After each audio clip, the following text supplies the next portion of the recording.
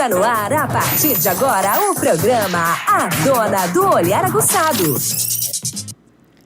Olá, seja muito bem-vindo a mais um episódio da Dona do Olhar Aguçado. Hoje nós vamos conhecer a trajetória de um atleta que nasceu em Camaçari e construiu uma carreira de destaque no futebol brasileiro. E nosso convidado de hoje é ele, Fábio Costa, ex-goleiro profissional, com passagem por grandes clubes como Vitória, Santos, Corinthians, além de ter vestido a camisa da seleção brasileira. Olha que lindo, e a gente está em tempo de Copa, que maravilha!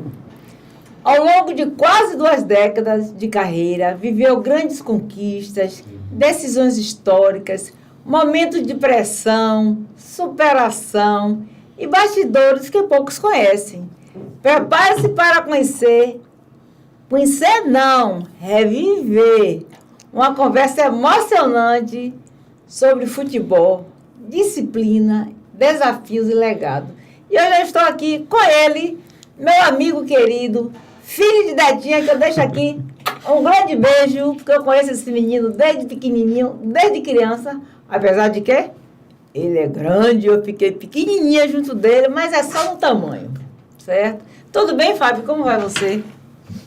Nildes, um prazer estar aqui com você, um prazer participar do teu podcast. Espero que a gente possa ter um papo muito agradável, deixar boas mensagens para os seus ouvintes, para os seus telespectadores, para o povo de Camaçari, que é uma terra maravilhosa que a gente está retornando. Maravilha! Me conte aí um pouquinho, quem é Fábio Costa? Nildes, o Fábio Costa é um pai de família dedicado, um filho esforçado, bastante esforçado. Eu acho que a primeira coisa que a gente tem que se esforçar em ser, e a palavra de Deus diz isso, é ser um bom filho, é cuidar dos pais. Exatamente. Esse talvez seja o maior legado. Eu costumo falar isso muito com a minha esposa, com a Mônica, com o meu filho. A coisa mais invejada e a coisa mais forte que nós temos é a estrutura familiar. Eu acho que independe de onde você sai, independe para onde você vai e independe para onde você retorna.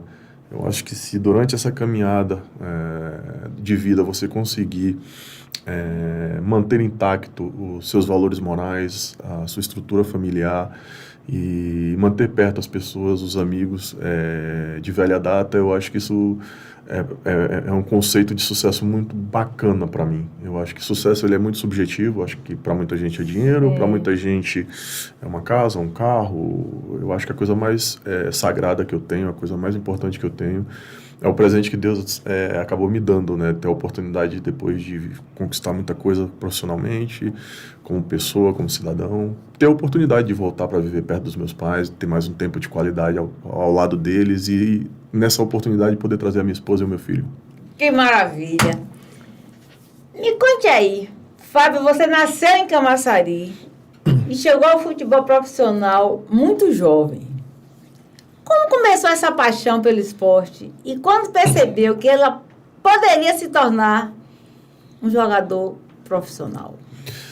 Na verdade, a minha trajetória ela começa na Rua Terra, número 2, no Gravatá, né? Gravatá, ela começa ali, eu fui criado ali, naquela região, joguei muita bola no CSU. Inclusive, eu e outros atletas que saímos da cidade à época para buscar oportunidades em outros clubes em Salvador, saímos daquela região ali. Então, eu fui professora do CSU. É uma região que tinha muitos campos. Sim. Tinha o campo do Gravatá, você tinha o campo do CSU, você tinha o campo lá embaixo do Mangueiral, dali da Rótula. Sim.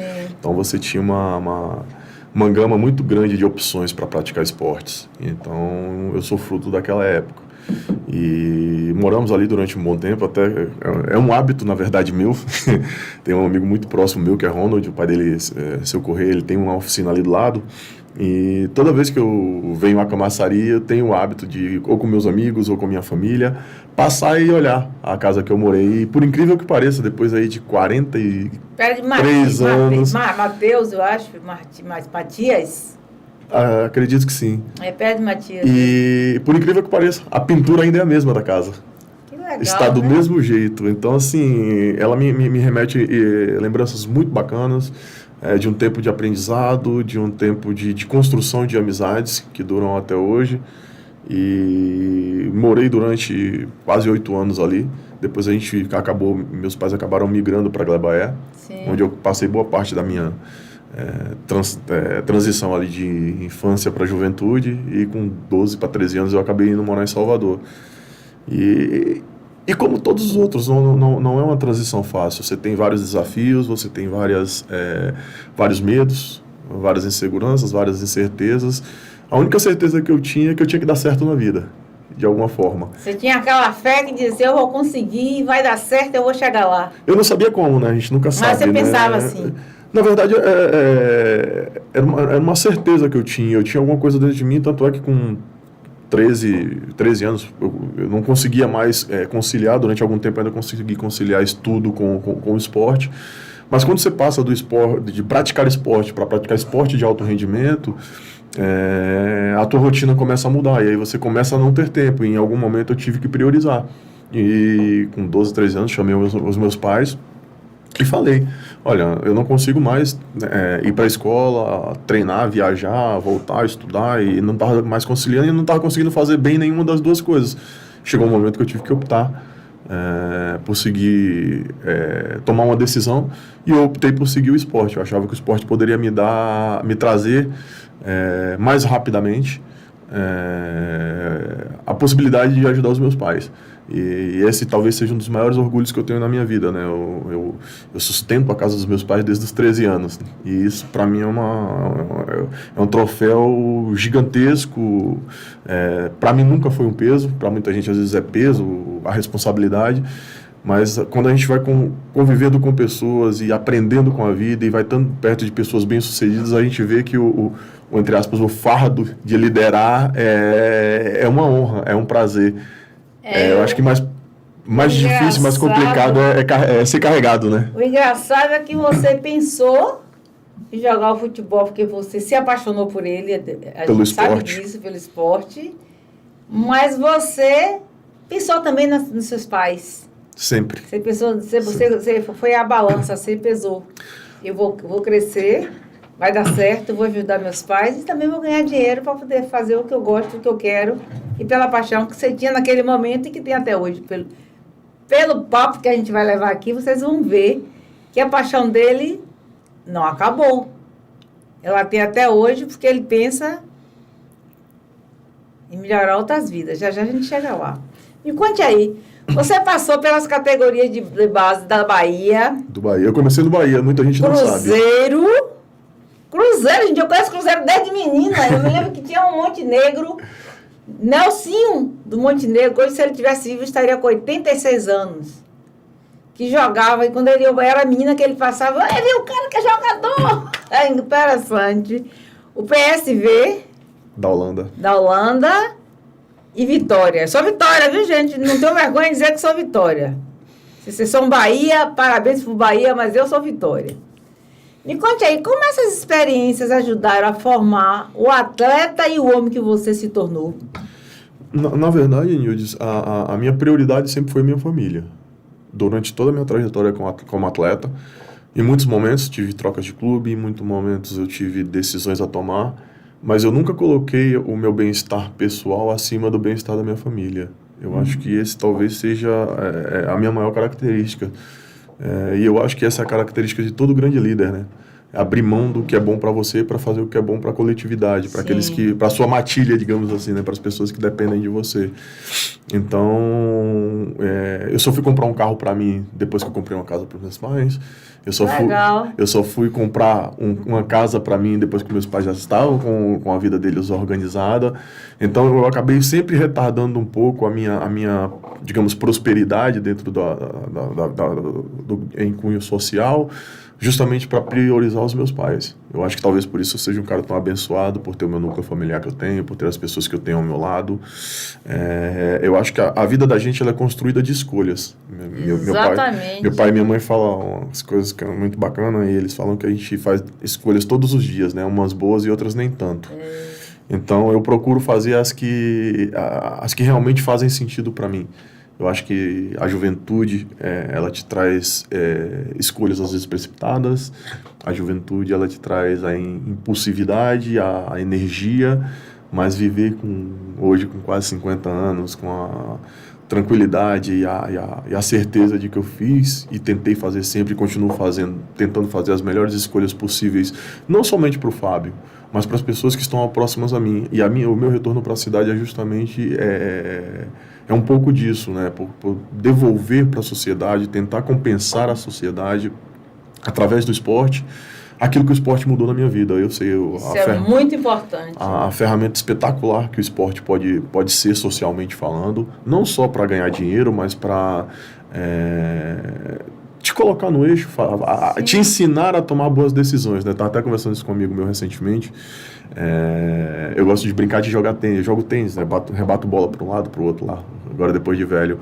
E tem uma pesquisa que fala justamente sobre isso, né? Que o tênis é um dos melhores esportes do mundo para você praticar, porque ele te ensina a tomar decisões a todo momento. Exatamente. Umas boas e outras nem tanto. Então, o esporte, ele te dá essa oportunidade de você mudar a sua vida, de você conhecer. Se não fosse o esporte, talvez eu não tivesse a oportunidade de conhecer metade dos países, metade dos lugares que eu conheci, metade das autoridades que eu tive a oportunidade de estar no mesmo ambiente, de conhecer, de me enriquecer culturalmente e de hoje poder voltar para minha cidade, não só como ex-atleta. Eu acho que isso que é mais bacana, é poder voltar com conteúdo para compartilhar o meu conhecimento, para compartilhar a minha rede de amigos, para compartilhar com a comunidade tudo aquilo de bom que eu consegui caminhando pelo mundo. E ajudar a transformar a vida de outras pessoas. Exatamente. Eu acho que esse acaba sendo uma cachaça, né? Digamos assim, boa, você impactar a vida de pessoas, né? Você poder proporcionar àquelas pessoas coisas que naquele momento talvez não fossem tangíveis a ela. E eu acho que todos nós temos essa obrigação, como bons líderes, de criar novos líderes, né? E essa experiência, essa troca de feedback, ela é importantíssima.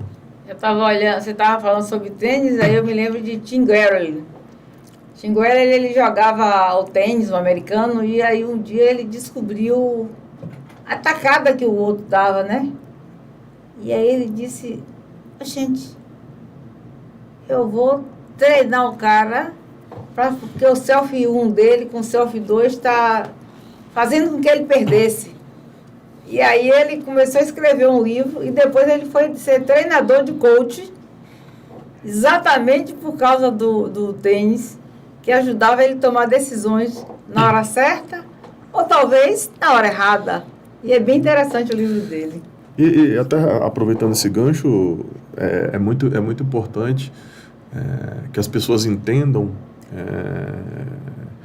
que socialmente falando, é muito importante que você aprenda a tomar decisões. Não deixe que as decisões da sua vida, não deixe que a direção daquilo que você pensa seja mudado por terceiros, né? Você tomar as rédeas da sua vida, ela é primordial, não só para que você se sinta uma pessoa realmente, de fato, útil, mas principalmente que você possa ser luz onde, de repente, possa haver escuridão. Eu acho que essa é a grande questão. Acho que essa é a grande questão. Acho que a gente tem que tentar, e as pessoas, infelizmente, hoje, por uma questão social, a gente tem caminhado muito para a individualidade. A gente tem se preocupado muito com eu. E é lícito que haja essa preocupação e até é bom. Mas eu acho que quando você tem um dom, quando você tem um conhecimento, quando você tem algo a acrescentar a uma comunidade, a uma sociedade, a um grupo de amigos, a um grupo do clube que você participe, e você não consegue passar esse teu conhecimento, essa tua experiência de vida, isso morre com você. E é muito pequeno isso, né, Nildes? Então, acho que você conseguir compartilhar um pouco daquilo que o esporte, que a vida me deu de experiência, de experienciar, visitar outros países, outras culturas, conviver com outras pessoas, com outras mentalidades, trazer isso de volta para dentro da minha cidade e poder ajudar a difundir isso de uma forma que as pessoas possam aprender a tomar boas decisões, não somente por elas, não só por mim, mas pelos meus pais, porque eu sei que o esporte me proporcionou lá atrás, ele continua dando suporte para que meus pais tenham uma velhice tranquila, tenham uma velhice saudável, tenham uma velhice feliz. Que eu acho que às vezes as pessoas associam muito felicidade a dinheiro. Felicidade está com o Estado, está com decisões que você tem todo dia. Nem todo dia o nosso feijão está gostoso, mas todo dia nós temos o feijão na mesa, né? Com certeza. E gratidão é um sentimento que eu acho que é o precursor de tudo de bom que você pode ter. Eu acho que se a pessoa não tem gratidão por quem o ajudou, por quem lhe estendeu a mão, por quem se sacrificou em algum momento por você, acho que essa pessoa acaba perdendo um pouco a questão do ser humano, né? O ser humano de fato. Verdade. Falando em gratidão, o Vitória foi o clube que abriu as portas para a sua carreira profissional. Sim. O que aquele período representou para você? Bom, na verdade, eu queria aproveitar essa oportunidade de fazer um adendo. Pouca gente sabe, mas eu comecei em 88 na base do Bahia. Você começou na base do Bahia. Exato. E aí, 90, pessoa que é mais antigo, que é mais do nosso tempo, vai entender bem o que eu estou falando. Na época, o diretor que era do Bahia, que era o Newton Mota, ele estava se transferindo para o Vitória, porque as condições no Bahia naquele momento não eram... A gente morava na sede de praia do Bahia, ali na boca do rio, e as condições realmente ficaram bem insalubres. A gente tinha dificuldades de alojamento, de alimentação, enfim, uma série de coisas, e na época houve um convite do Vitória para que o diretor fosse para lá, e acabaram indo uma série de atletas para lá, e nessa leva eu acabei indo também depois de algum tempo. Então o meu início de trajetória no esporte ele foi através do Bahia. Foi o Bahia que me abriu a primeira porta. O Vitória ele entra num capítulo muito bacana, porque foi uma escolha minha. Eu tinha a oportunidade e a opção de ir ou não junto com o diretor. Eu acabei indo porque eu entendia que, apesar das dificuldades de ser muito mais longe, o Bahia na época treinava no Fazendão, então eu pegava o ônibus da Via Azul. Era Via Azul. Famosa Via Azul, né? Acho que marcou uma grande geração aqui da cidade. Então eu acordava 4h30, 5 horas da manhã, saía da Glebaiana andando, que não tinha transporte. Vinha andando até a rodoviária e aí pegava, em alguns momentos, dependendo de onde ia ser o treino, pegava o da Via Azul para descer na rodoviária ou pegava o Camaçari Lapa para descer em Itinga, ali em São Cristóvão, e ir até Itinga. Então você pegava 2, 3 transportes. Então toda essa logística ela ia se ajustando. Em muitos momentos você tinha que escolher, ou pagava o transporte ou comia. E aí esse trânsito todo dia você acaba fazendo boas amizades, conhecendo o cobrador. Então tinha dias que ele via a labuta que era, então ele falou, passa aqui por baixo e tal. E aí com esse dinheiro, com esse vale-transporte, que na verdade não era dinheiro, era vale-transporte, era uma cartelinha com 30 tickets. E aí a gente destacava e quando chegava no treino, às vezes tinha algum vendedor ambulante ali, a gente tentava comprar a gente comprava com fazia a troca. Eu fazia a troca. Linda história, gente. Vem cá, Fábio, você faz parte de uma geração histórica do Santos. Ao lado de nomes como Robinho e Diego. Como era viver aquele momento tão especial dentro do clube? Na verdade, isso aí, o torcedor santista, que é mais dessa geração, vai entender o que eu estou te falando.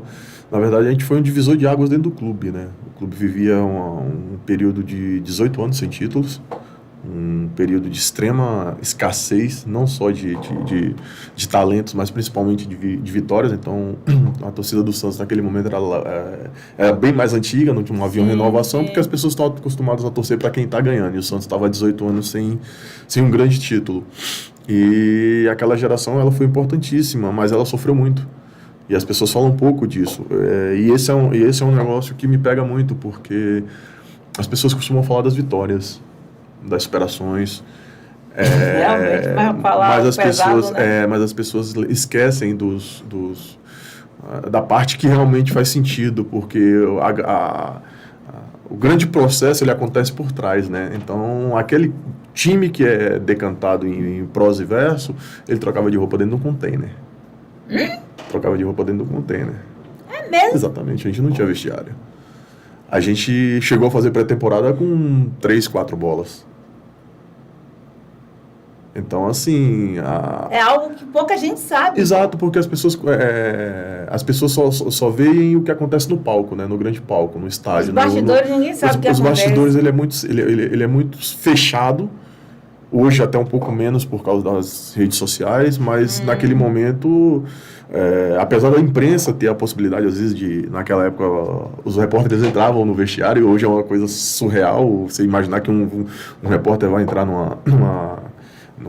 num vestiário para fazer uma entrevista, por uma série de protocolos que existe hoje, que acaba tornando mais profissional, mas menos humano, você acaba tendo menos contato. Eu tive, durante a minha carreira, amizade com grandes repórteres, com grandes jornalistas.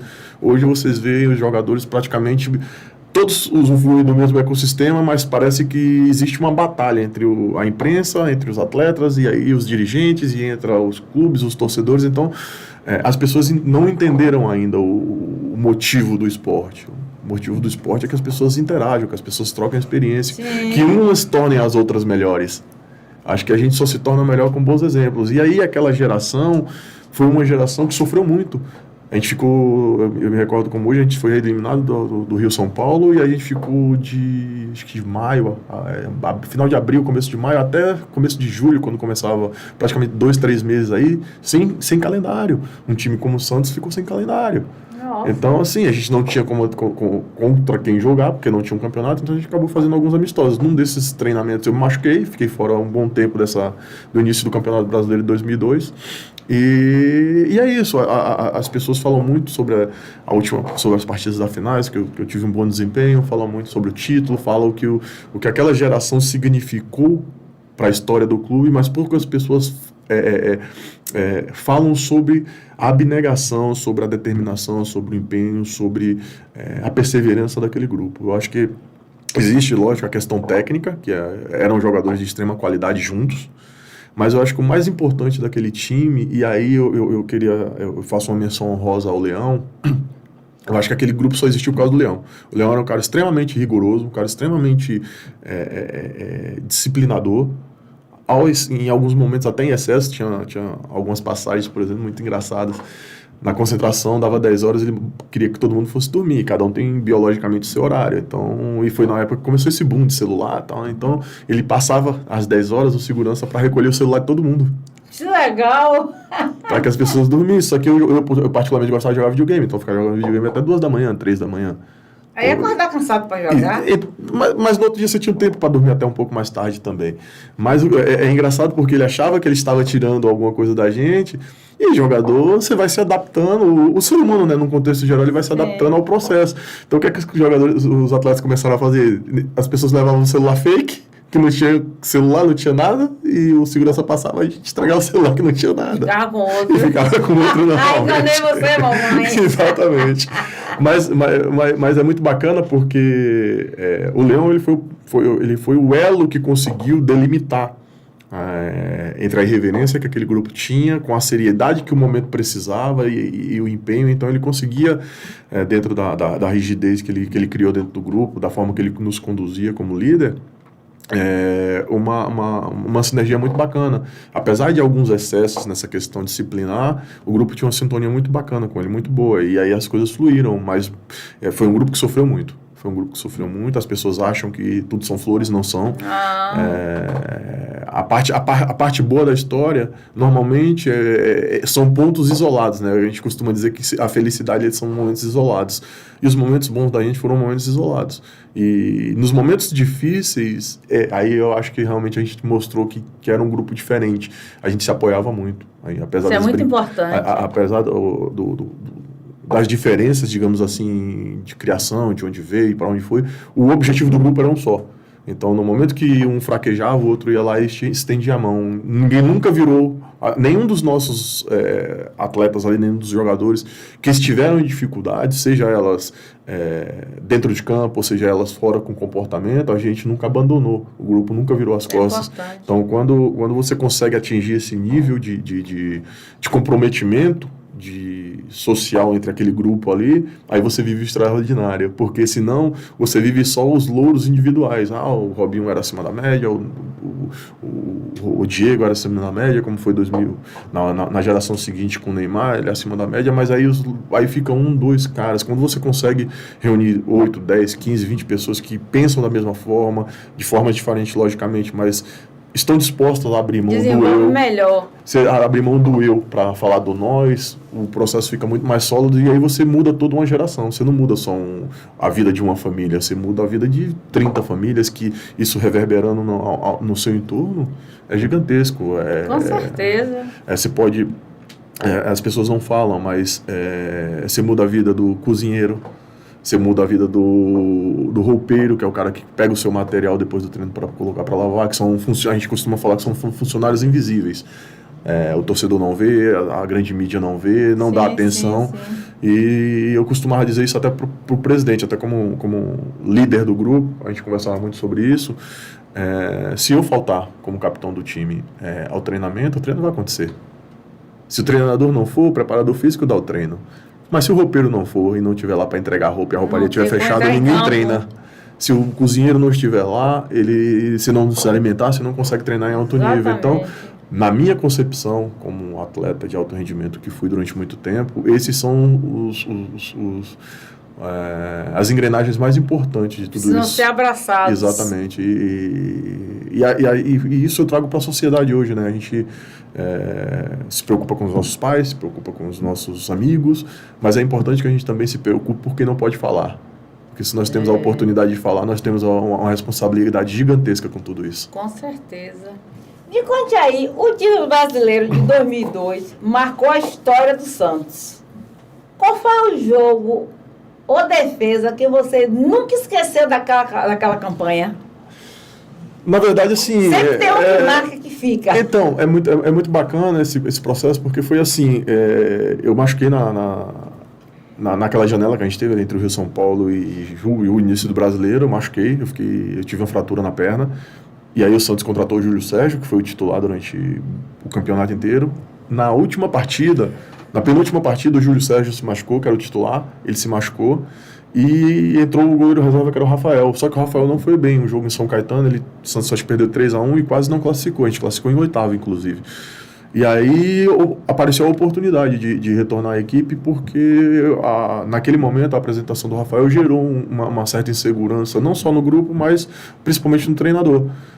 Ele não estava seguro que o Rafael poderia entregar para ele nas sinais aquilo que era necessário. E aí eu estava voltando de lesão, eu já estava um pouco adiantado, mas ainda estava 7, 8 quilos acima do meu peso, estava mancando ainda, porque foi uma lesão bem grave. Eu tive fratura da tíbia e do perônio, foi uma lesão bem grave. E eu estava ainda em fase final de recuperação, mas já estava correndo, mancando, mas já estava correndo. E aí o Leão chama o fisioterapeuta na época, que era o Rosan, e ele fala assim: Rosan, o Fábio joga? O Rosan falou para ele assim: o Fábio está a 30%, 40% do potencial que ele tem, fisicamente falando. Tecnicamente eu não sei, porque ele não está treinando com bola, ele está só correndo.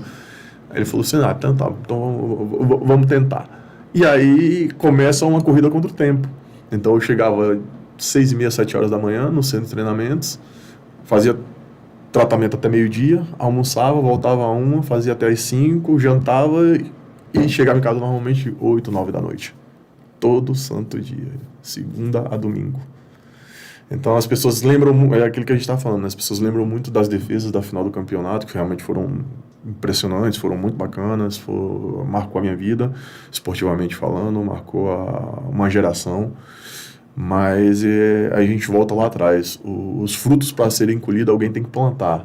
É verdade. E eu plantei esses frutos na minha dedicação diária. Eu sempre fui um atleta extremamente dedicado. Tecnicamente eu fui limitado, mas eu sempre fui um cara muito esforçado. Eu sempre fiz mais do que eu deveria, entre aspas, as minhas responsabilidades. Eu convivia muito no clube, eu chegava cedo, saía tarde, até por ser capitão da equipe durante um bom período da história do clube. Muitas das demandas do clube acabavam chegando para mim, então eu me sentia responsável por tentar ajudar, por tentar acomodar as pessoas para que todos estivessem bem. A grande questão, e eu já falei sobre isso em alguns momentos, durante a minha trajetória como atleta, eu comecei a ir para a seleção brasileira com 13 anos, ser convocado. Eu tive a oportunidade, sou um dos poucos atletas da história que tem a possibilidade de passar em todas as categorias de seleção brasileira, inclusive a profissional. Combinando com a Copa das Confederações de 2001 na Coreia e Japão, que o Leão convocou os 2 goleiros do Santos, que é uma coisa raríssima acontecer. Convocar 2 atletas do mesmo clube já é difícil. Imagina 2 goleiros, o titular e o reserva. Então, é um processo extremamente difícil, extremamente longo, e se você não tem a real certeza de quem você é, você acaba se perdendo. Eu acho que talvez o maior ativo que eu tenho de todo esse processo enquanto atleta profissional é, logicamente, pela juventude, por que envolve, tudo que engloba o esporte, pelo glamour, por tudo. Em alguns momentos da minha carreira, a gente se perde.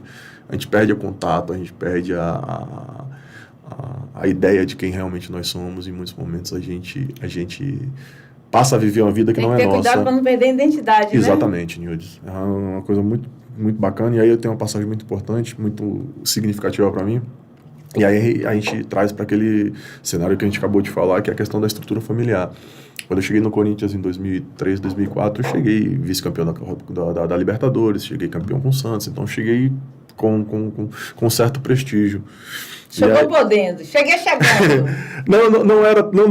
não podia tanto, mas cheguei com um pouco de prestígio. Mas durante essa adaptação, em alguns momentos eu me perdi como ser humano, como pai de família, como marido, como filho.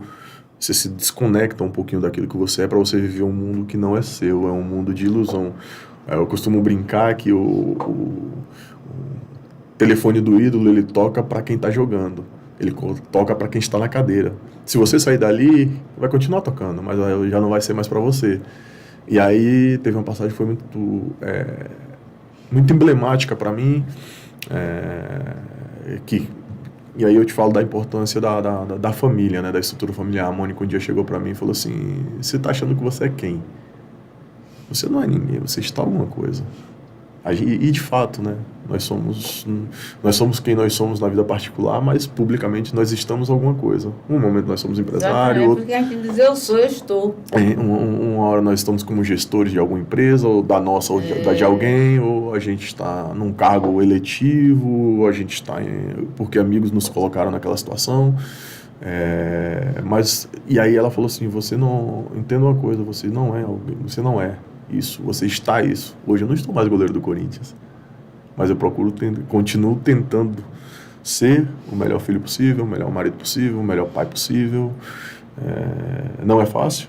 Você acha que o dinheiro, um jogador, um goleiro, a turma do futebol, geralmente ele ganha dinheiro? Muito pouco, Nildes. É uma percepção... Pode ser muito pouco, pode ser, mas você acha que isso muda a cabeça da pessoa ao ponto dele deixar de ser o que ele é?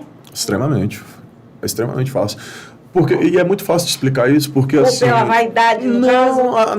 Na maioria das vezes o atleta não tem essa vaidade. A vaidade vem do entorno que tem ali, do pai, às vezes, da mãe, do empresário, dos amigos. O empresário, às vezes, é mais vaidoso que ele. Isso, às vezes o atleta ele nem tem essa percepção do que ele representa. A grande questão desse processo, e aí a gente traz para uma questão social, psicológica e antropológica até, você tem pessoas ali que têm, na sua grande maioria, uma instrução muito baixa, porque, como eu te falei, em algum momento eu tive que parar de estudar, mas eu gosto de ler, então eu acabo compensando um pouquinho, tento não ser tão ignorante, digamos assim, mas... do nada você pega um atleta que mora numa favela, que mora num ambiente em que insalubre, que ele não tem acesso a nada, e do nada ele está sendo recebido por governadores, presidentes e andando em carro de R$1 milhão. Então você trabalhar isso na cabeça de um jovem é muito difícil. É muito difícil. E essa é uma das grandes bandeiras que eu tenho.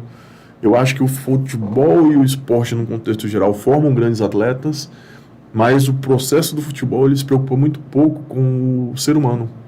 O ser humano ele fica meio que colocado de lado ali. Sim. Enquanto ele é um grande atleta e ele está recebendo bem, está tudo beleza, mas e depois que ele parar? E o ser humano, como que vive depois que cessa esse rio, entre aspas, de dinheiro, que também é para uma parcela muito pequena. O último estudo que eu tive acesso, a média de atletas que ganham acima de R$10 mil é 3, 4, 5%, não chega a 3%. É mesmo? Exatamente. As pessoas que quiserem podem pesquisar, os dados são esses. Então, a grande maioria dos jogadores de futebol, dos atletas profissionais, eles transitam ali entre 1 e 10, 12 salário mínimo, não mais do que isso. Muito pouco. É um bom salário para quem vive a vida normal. Mas a grande questão é que quando você vira atleta, você é obrigado pela sociedade a ter um padrão de vida que às vezes você não quer ter. Eu já passei por isso. Eu já cheguei em lugares, um carro que para mim é ok, me leva para onde eu quero e me traz para onde eu quero, e as pessoas, na percepção dela, olha, o cara tá quebrado, não tá com carro, não tá com tal carro, não tá com outro carro, que as pessoas acham que todo mundo ganha 100 milhões por mês, que o cara tem que andar de jatinho, e... Então tem pessoas que até se endividam para levar uma coisa que ele não é. O Nildes, eu tenho casos de amigos que jogaram comigo, e logicamente por ética e por... Não deve citar nomes. Não vamos citar nomes, mas eu joguei com atletas que andavam com um carro de 800, 900 mil, de 1 milhão, com um cartelinho de boleto de 60 pagamentos, e ele não tinha de morar. Ele pode aproveitar o momento, né? Fazer propaganda de produtos, tem empresas que contratam. Mas, de fato mas não são todos. Mas nem todos, o mercado não aceita todos. Não aceita todos. Até porque a questão do atleta também, hoje o atleta ele tem essa questão comercial muito mais ativa do que era no nosso tempo, né? Hoje são mais inteligentes. Tem uns que montam uma fábrica de bola, outros montam uma fábrica de camisa. E aí tem uns que são investidores. Sim, empresários. Mas a grande questão, o Nildes, não é nem essa. A questão é, você vai montar um negócio, você tem o dinheiro para montar um negócio, mas quem vai tocar esse negócio para você? Eu particularmente tenho amigos do futebol, eu vou te dar um exemplo de um muito próximo meu. Ele pegou o segurança dele e botou para fazer a gestão da carreira dele. Numa transferência de um clube para o outro, esse cara roubou 10 milhões de dólares dele. Nossa! A gente não está falando de 50 mil reais, de 100 mil reais, de 1 milhão de reais, está falando de 10 milhões de dólares em uma negociação. Nossa. Esse cara hoje ele tem uma construtora comprada à base disso, de dinheiros desviados do atleta, do meu amigo inclusive, e mora na cidade como se nada acontecesse. Então, os atletas às vezes ganham muito dinheiro, mas tem muita gente próxima se aproveitando. E como às vezes falta um pouco de instrução, de orientação, de uma série de preparo, pelo amor de Deus, se perde muito dinheiro também nesse processo. E isso, eu tô te falando... Como tem cantores também, que muita gente faz isso. Tem cantores, a gente sabe, tem amigos do meio, tem cantores aí que a gente acha que é milionário, o cara faz um show aí de 500, 600, de 1 milhão. Aí o cara dá 50 mil para ele e fica com o restante. Exatamente. Mamma mia! Olha, o papo tá muito bom, mas agora é hora de ir pro intervalo. Se a gente não for pro intervalo, não temos como faturar. Olha nós aí. Isso é interessante agora. Estamos apresentando o programa A Dona do Olhar Aguçado.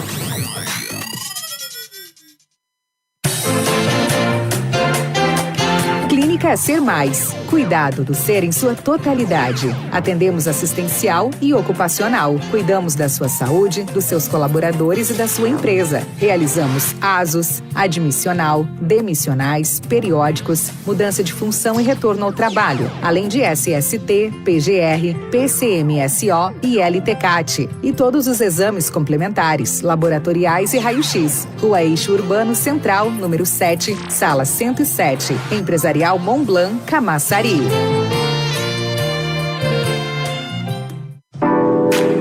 Loja Corpo e Ar Aromas. Saúde e bem-estar. Para sua casa, loja e seu corpo. Tem um ambiente delicioso e saudável. A Corpo e Ar trabalha com as melhores essências de qualidade. Rua Eixo Urbano Central, no 7, Camaçari, Bahia. @Corpo e Ar Aromas. Estamos em constante evolução. E para construirmos um mundo melhor, precisamos valorizar quem transforma o mundo. Proporcionar mais qualidade de vida e bem-estar é cuidar do amor da vida de alguém. Garantir mais proteção financeira é levar mais segurança familiar. Viabilizar acesso à saúde de qualidade é ter cuidado com o que mais importa. Estar presente no momento mágico de qualquer família é celebrar a vida. Proporcionar assistência nos momentos mais imprevisíveis é estar junto no dia a dia. cuidar das pessoas é investir no sucesso dos negócios e na construção de uma sociedade mais inclusiva. Nós, da Bem Mais Benefícios, trabalhamos para unir entidades de classe, empresas e fornecedores de benefícios nesse propósito. Acreditamos que juntos podemos fazer bem mais pelo bem-estar das pessoas. Podemos fazer bem mais por um mundo melhor.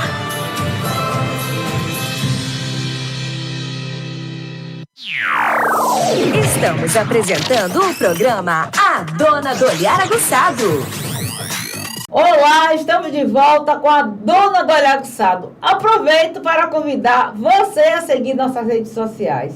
Estamos no Instagram, TikTok, Facebook e também no X. E se você quiser ouvir esse episódio completo, acesse o portal spy24horas.com e fique por dentro de todas as novidades do nosso programa. Continuamos aqui com Fábio Costa, ele é de Camaçari e o homem tem projetos bons para Camaçari e nós estamos juntos, viu? Fábio, me conta aí, em sua carreira você viveu momentos de glória, mas também momentos de críticas e pressão. Como um goleiro aprende a lidar com os erros e com a cobrança da torcida? Porque a torcida é de matar, viu? Não, mas é isso, Nildes, a gente fala muito sobre essa questão, né? O atleta de futebol, principalmente o de alto rendimento, ele tem que aprender a lidar com isso diariamente. Isso aí é um ônus da profissão, não tem para onde você fugir disso.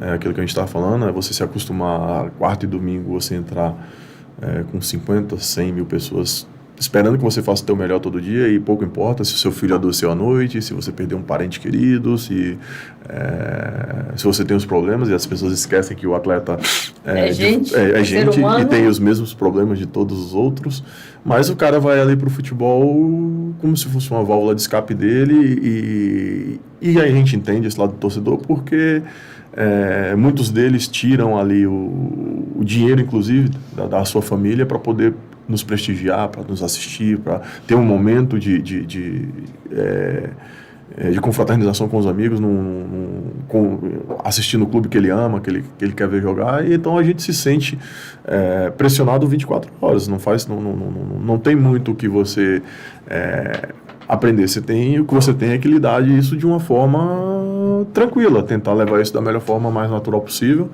porque não é fácil, a rotina é puxada, as pessoas acham que é só jogar na quarta-feira à noite ou no domingo e depois tem 50 pessoas ali ao seu redor. Não, a gente também vai pro banco, a gente paga a conta, os filhos adoecem, a gente tem que ir pro hospital. Certeza. Então, assim, às vezes a forma como a mídia coloca a função do atleta, o atleta ganha bem, tá? Mas o ganhar bem não isenta ele de ter problemas, de ter problemas. E a gente tem visto isso até com uma frequência até maior de alguns anos para cá. Alguns até amigos meus que jogaram comigo tiveram problemas de entender esse processo. Às vezes o processo de parar de jogar futebol é muito difícil para quem fez isso a vida inteira. Então amanhã eu não tenho mais o que fazer. Como lidar com isso? Então, essa parte de organizar isso na sua cabeça, de organizar como eu vou conduzir a minha família agora, que antes eu ganhava X, entrava X, eu podia ajudar todo mundo. Hoje eu não tenho esse suporte todo, tenho um pouco menos por causa dos meus deveres. E se tiver, alguns nem têm acesso a isso. Como conduzir isso dentro da própria família acaba se tornando um tabu também, porque todo mundo acha que atleta de futebol é multimilionário e nem todos são. Tem uma pequena parcela que consegue realmente uma independência financeira, mas a grande maioria, quando para de jogar futebol, vai ter uma vida normal como qualquer outra profissão que parou de jogar. Então você tem muitas coisas para administrar e emocionalmente falando, isso tem cobrado o preço de alguns ex-atletas aí que a gente tem visto passado por dificuldades psicológicas, mas a gente torce, né? Exatamente. A sociedade no contexto geral tem padecido com as cobranças, né? Exatamente. Mas me conte aí, você jogou em clubes de enorme rivalidade como Santos e Corinthians. Como foi lidar com a pressão de mudar de um gigante para o outro? Na verdade, esse processo ele acaba sendo natural, né? A troca de clubes, a troca de ambientes. Eu procurei fazer isso o mínimo possível. em alguns momentos não foi possível, por questões administrativas. Na minha mudança do Santos para o Corinthians, realmente foi uma delas. Eu tinha um contrato de trabalho que estava vencendo e o presidente do Santos não renovou. E aí eu estava sem contrato e houve uma proposta de um outro clube. Eu não podia começar o ano desempregado, né? Então, muita gente acha que eu traí o clube, que isso, que aquilo, mas enfim, não como diria... É normal, você foi buscar o melhor para você. E não é, Nildes, eu acho assim, quando você tem que ficar se explicando muito, é porque as pessoas não entenderam o processo. O atleta de futebol, ele é um trabalhador como outro qualquer. Claro. Então, se você trabalha num lugar, se coloca como jogador de futebol, que você vai entender um pouco. E se você chegar amanhã e seu contrato de trabalho não for renovado, você vai continuar trabalhando de graça? Não. Ou você vai procurar um outro lugar para trabalhar? Outro lugar onde você seja remunerado para tocar sua vida. É que o futebol ele traz um componente muito, muito sensível, que é a paixão, né? Uhum. A paixão pelo clube, a paixão por determinado atleta, a idolatria. E isso acaba, às vezes, prejudicando a forma de você analisar e a forma de você encarar o ser humano que está do outro lado. Alguns torcedores do Santos entendem como uma traição. Eu, particularmente, como profissional, vejo como uma troca natural de trabalho, porque o meu contrato de trabalho não havia sido renovado. E aquele negócio, as pessoas que me amam, me conhecem o meu caráter, eu não preciso me explicar porque me conhecem, e as que não gostam de mim, que querem entender dessa forma, também tem todo o direito. Eu não tenho obrigação, não tenho obrigação de... Exatamente, e jamais teria essa pretensão de querer que as pessoas vejam a vida com a ótica que eu vejo, ou que gostem de mim de alguma forma. Cada um tem seu olhar. A mim me cabe, como eu falei no início da nossa conversa, né? Ser o melhor filho possível, ser o melhor pai possível, tentar ser o melhor marido possível, tentar ser o melhor amigo possível. Então, eu acho que a vida também está me pregando, me trazendo para uma realidade diferente. Até eu costumo brincar com você. Estou voltando para a cidade e os amigos dos meus pais viraram meus amigos, né? Pois então, você acha isso lindo. Para mim é surreal ter a oportunidade de conviver com pessoas que me viram crescer. Eu saí, conquistei o mundo dentro do esporte, voltando para a cidade agora, trazendo novidades, querendo propiciar e apresentar para essa juventude algo diferente do que a cidade está apresentando hoje. Pode melhorar a vida de pessoas, né? E ter esse suporte, ter essa amizade com pessoas especialíssimas como você, o Dr. Zite, como tantos outros, que nem vou citar todo mundo para justamente não correr o risco de esquecer alguém. Mas realmente a forma como eu fui recebido novamente é realmente sensacional. Importante, né? Me conte aí, você também teve a oportunidade de ser convocado para a seleção brasileira. O que passou pela sua cabecinha quando recebeu essa notícia? Uau! É muito bacana, né? Porque eu acho que deve ser uma sensação maravilhosa. É muito especial, porque é a oportunidade de você defender o teu país, né? Você defender as suas cores. O Brasil é respeitadíssimo dentro do esporte, dentro do futebol em específico. E poder representar o Brasil dentro de uma competição. E eu tive, graças a Deus, o prazer de fazer isso durante as categorias de base, infantil, juvenil, júnior, seleção pré-olímpica, e culminar isso com a oportunidade que a gente teve em 2002, de 2001 para 2002 ali na Copa das Confederações. Realmente foi um negócio muito especial e muito em prol também daquilo que eu acabei de relatar. É muito raro a CBF convocar 2 atletas do mesmo clube. 2 goleiros, então, acho que aconteceu... Eu não me recordo. 2 vezes, 1 ou 2 vezes, me parece. 2 goleiros, não. 2 goleiros eu acho que aconteceu na base, que foi comigo e com o Christian, que era um goleiro também do Vitória à época, que a gente foi convocado os 2 para a seleção de base. Mas no profissional não me recordo de outra convocação de 2 goleiros. Eu não tenho esse dado, nunca me preocupei em procurar. Mas eu acho que não existe. Acho que sou talvez o único. Não quero afirmar, nem ser pretensioso, mas eu acho que é um dado interessante e bacana. Mas é isso, é o ápice do esporte, né? Você está representando o teu país. E espero que essa experiência toda a gente possa ajudar a difundir e que nós possamos ter dentro da nossa cidade mais atletas importantes, não só no esporte, mas que a gente abra a possibilidade de ter novos Rodrigos, novos Denis, cantores, atores. A gente tem Estamos trabalhando para isso. A gente tem um povo riquíssimo.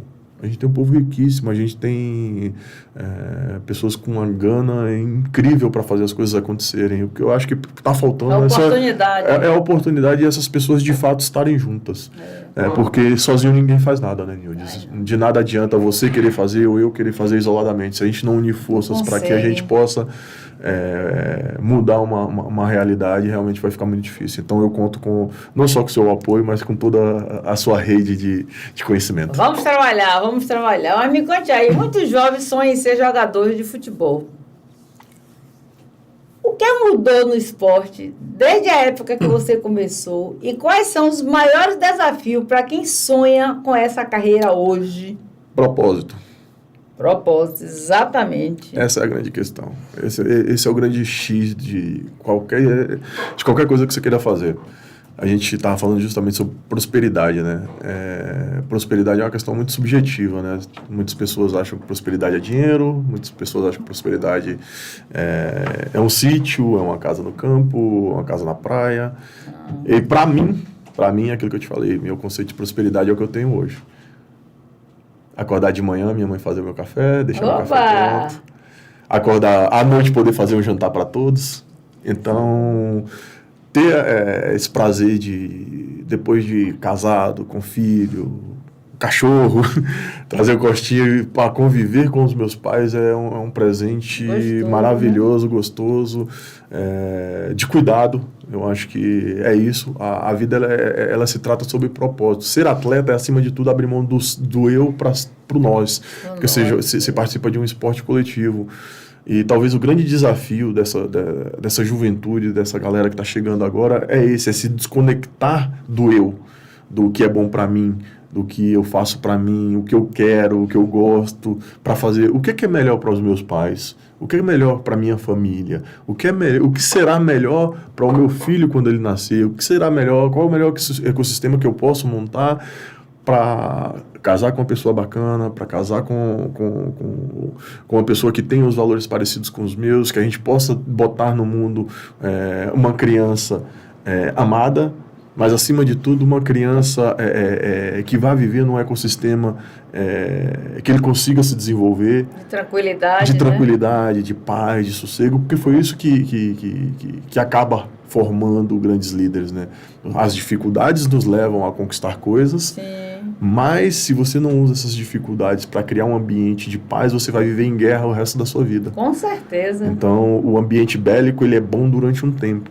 O ambiente de caça, de procurar, de escassez, ele faz parte do início de todo o profissional. E aí independe se é futebol, se é empresário, se é médico. O início é sempre muito mais difícil, mas se você não conseguir conquistar e criar um ecossistema em que você tenha paz para você se desenvolver, você vai viver em eterna batalha. Então, eu acho que o maior propósito que eu vejo, característica que o atleta profissional que quer ser jogador de futebol, que quer fazer qualquer coisa, é propósito. É não fazer só pelo dinheiro, é não fazer só por aquilo que é bom para ele, é fazer aquilo que é bom para o ecossistema dele. E olhando para trás, assim, qual foi o seu maior aprendizado assim, que o futebol deixou em sua vida, dentro e fora dos gramados? Ele deixou. Eu tenho um muito claro. Nada é para sempre. Nem ninguém substitui o núcleo familiar. Nada é mais importante do que isso. Show de bola. Você não pode abrir mão disso nunca. Eu costumo dizer que o esporte, ele requer dedicação. Ele requer abnegação. Em alguns momentos, eu tive que negligenciar minha família. Eu não participei de boa parte das festas do meu filho. Eu não participei de boa parte da infância dele, justamente para ele ter a tranquilidade de adulto poder escolher o que ele quer fazer. No dia dos namorados, quantas vezes ele estava fora e a namoradinha dele, esposa, estava em casa, hein? Dona Mônica sofrendo em casa chorando. Mas ela é o suporte. Mas ela estava lá torcendo por ele. Gente, o papo está muito bom, maravilhoso. Estamos em época de Copa. Hoje tivemos a oportunidade de conhecer a trajetória de um filho de Camaçari que levou seu talento para alguns dos maiores clubes de futebol brasileiro.